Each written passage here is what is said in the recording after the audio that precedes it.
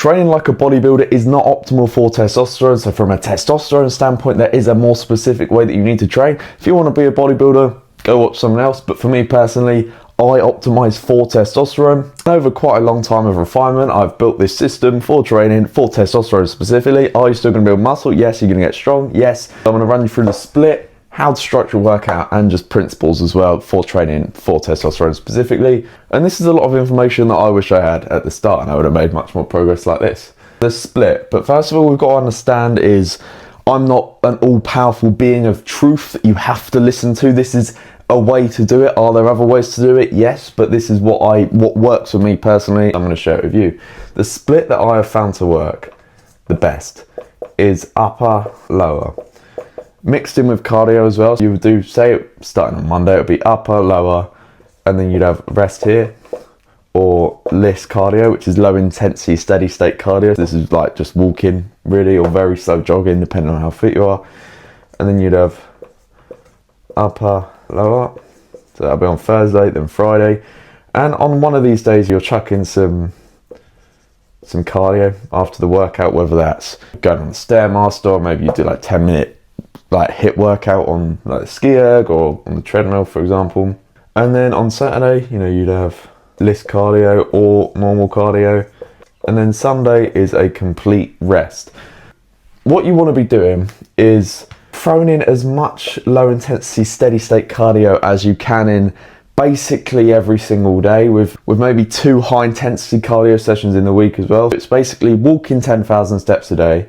I'm even going to put that here. Walking 10k steps a day.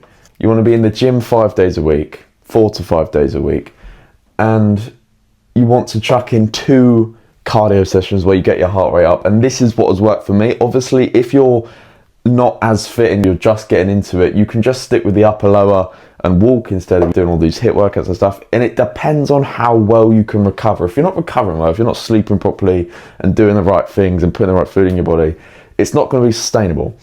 But personally for me, upper, lower or full body, if you only want to go in the gym 3 days a week, is going to be the best from a testosterone standpoint.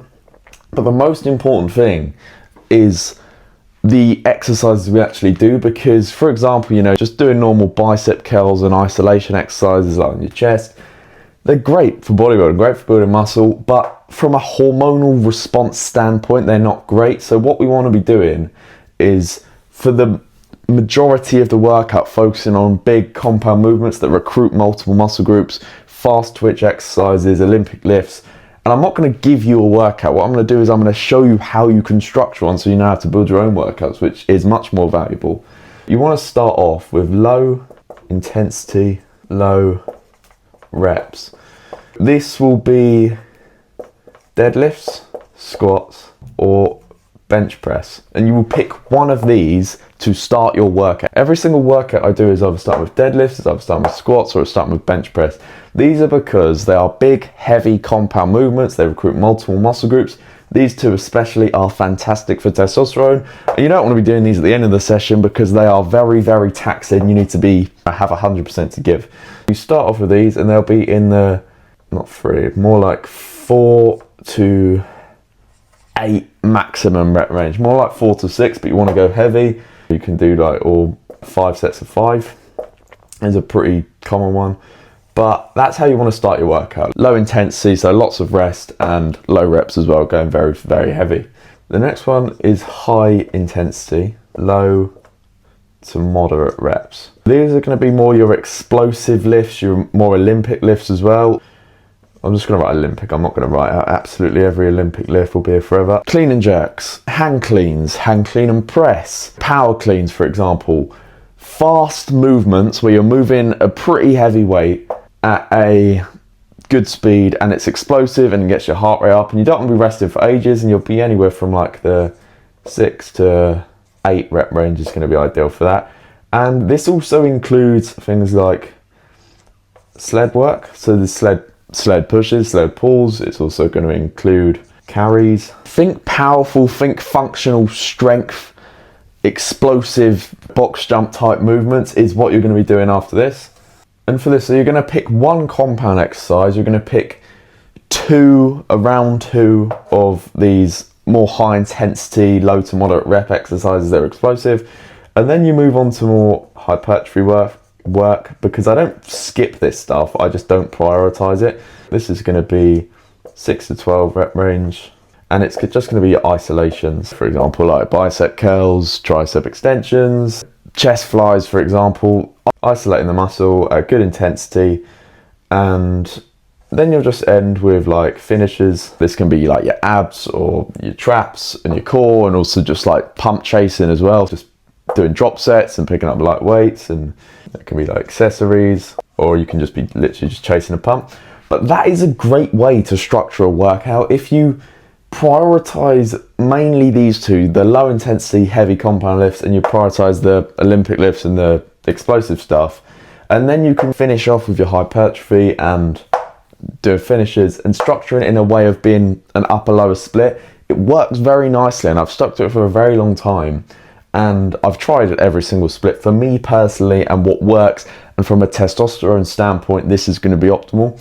But most importantly, we've got to get the principles right. If we don't have the principles right, and we've got a great workout set up, but we don't do the workout correctly, it's not going to be okay. We've got to understand failure, especially like you see it in beginners, they're not going anywhere near failure at all. You need to be going to failure on pretty much every set, apart from maybe in your compounds. A lot of people like to disagree with that, but you have to be creating the stimulus to failure or very close to failure is going to be what's optimal for muscle growth and for testosterone as well. Because if we're not pushing as hard as we can, we're just going to end up not creating any stimulus, or we're going to be doing too many sets. That's why I always do 2 to 3 sets for every exercise, and you don't need any more. If you're going properly close to failure, 2 sets is fine. It's different when you're doing your compounds because you're sort of building up and it's the first exercise you do. But you know, for any of this stuff, any of this, I will always do 2 to 3 sets. I can't remember the last time, apart from a compound, I had more than 3 sets. And it is vital that you are progressively overloading. Absolutely crucial. You'll make gains to begin with as a beginner without it, but you will quickly stop if you are not adding more reps, more time under tension, or more weight onto your lifts every single week. I still add weight on now every week, and without it, your muscle's just going to adapt, and you're not going to be putting on muscle if you're lifting the same weight every single week for weeks or months on end.